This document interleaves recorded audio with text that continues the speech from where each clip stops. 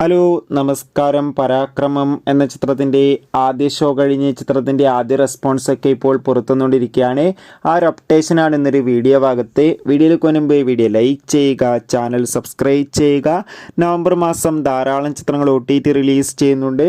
നമ്മുടെ പരിശോധിച്ചാൽ നിങ്ങൾക്ക് ആ വീഡിയോ ഒക്കെ കാണാൻ വേണ്ടി സാധിക്കുന്നതായിരിക്കും.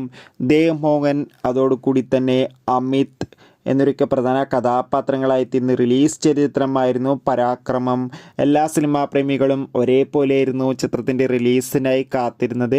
അങ്ങനെ കാത്തിരിപ്പിനൊടുവിൽ ചിത്രത്തിൻ്റെ ആദ്യ ഷോ ഇപ്പോൾ കേരളത്തിലെ വിവിധ തിയേറ്ററുകളിൽ അവസാനിക്കുമ്പോൾ ചിത്രത്തിന് മികച്ചൊരു പോസിറ്റീവ് റെസ്പോൺസ് തന്നെയാണ് പുറത്തുവന്നുകൊണ്ടിരിക്കുന്നത്.